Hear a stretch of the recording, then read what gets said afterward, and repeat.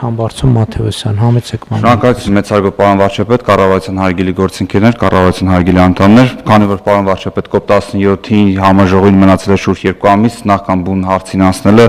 ձեր թույլտվությամբ հակի շարունակում դրա նշանակությանը։ 2026 թվականի հոկտեմբերին Հայաստանը կհյուրընկալի համաշխարհային բնապահպանական օրակարգի կարևորագույն իրադարձություններից մեկը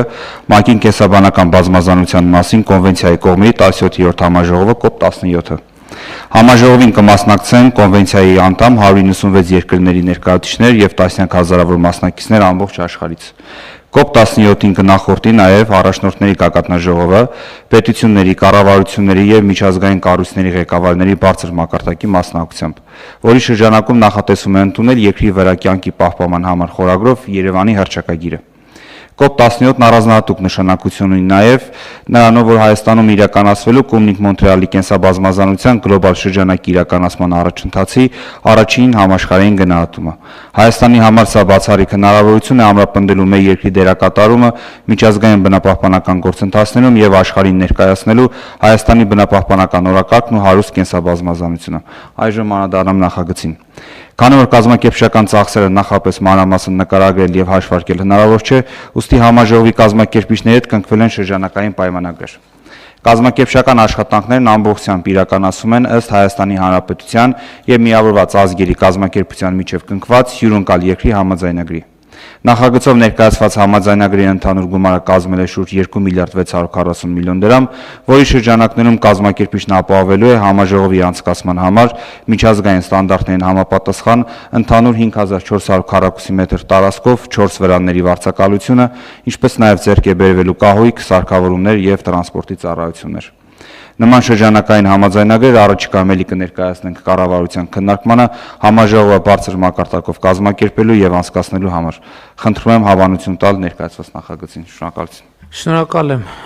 պարոն Մաթևոսյան։ Հիմա ֆունդամենտալ հարցը հետեւյալն է. մենք պատրաստ ենք կամ հոկտեմբերի 1-ի դրությամբ պատրաստ կլինենք ամբողջ ծավալով այդ եթե ես ճիշտ եմ հասկանում, այդ մասշտաբի միջոցառում մեր երկրում նախկինում երբեք տեղի չունեցել։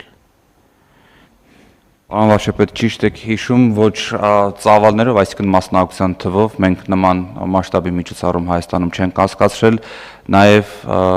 գլոբալ հարթակի նախագահության նման կարգավիճակ չենք ունեցել, որովհետև կա թյուրըմբռնում,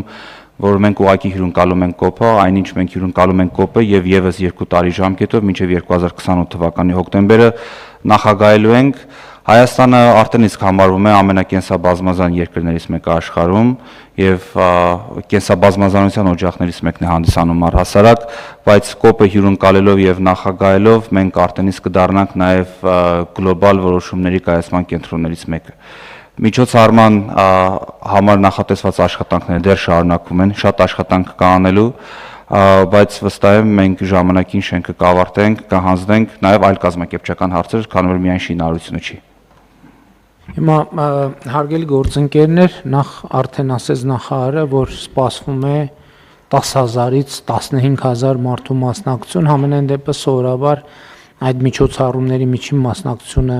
այդքան է, ինչը նշանակում է, որ նաև туриզմի շատ մեծ ներհոսք է լինելու, եւ սա նաև լավ հնարավորություն է մեր մասնավոր հատվածի համար նախ ծառայություններ մատուցել եւ հետո իրենց մատուցած ծառայությունները գովազդել, որովհետեւ կարծում եմ, որ շատ երկրներում կա այդ երևույթը, բայց մեր երկրում կարծես թե ինքը շատ տեսանելի կերպով դրսևորվում է, մեկ անգամ Հայաստան եկած մարդիկ անպայման ուրիշներին էլ խորհուրդ են տալիս գալ եւ իրենք էլ են վերադառնում։ Այսինքն մանավանդ туриզմի ոլորտում մեր վերընթաց զարգացման այս իրավիճակում սա լավ հնարավորություն է Հայաստանի туриզմի եւ մասնավոր ընկերությունների համար, այդ թվում իրենց ծառայությունները գովազդել եւ նոր գործընկերություններ ձեռք բերել։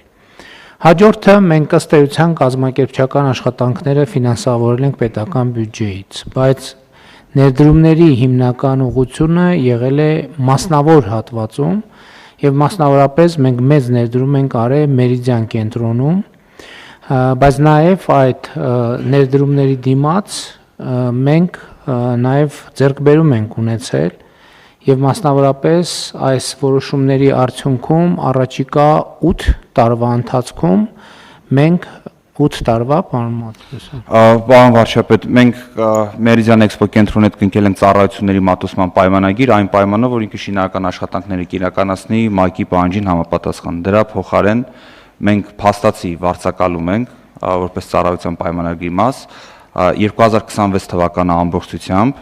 եւ 2027 թվականի հունվարի 1-ից սկսած 8 տարի տևողությամբ եւս 400 օր կանխավճարով ցերկ ենք բերում, որը իհարկե հետո կառավարությունը իր հայեցողությամբ հնարավորություն կունենա օգտագործել։ 8 տարի 400 օր մենք այդ ձևավորված ենթակառուցվածքը կառավարությունը իր հայեցողությամբ կարող է օգտագործել։ Նախ ես ուզում եմ ասել, որ սա շատ կարևոր նախագիծ է, որովհետև մենք երբեմն դժվարություններ ենք ունենում միջոցառումներ կազմակերպելիս եւ հյուրընկալելիս եւ այս ներդրմամբ մենք ըստ էության ֆունդամենտալ ձևով լուծում ենք այդ հարցը, որ ցանկացած մասշտաբի միջոցառում Հայաստանի Հանրապետությունը կարող է հյուրընկալել, ու ցանկացած մասշտաբի իհարկե մեզ որոշակի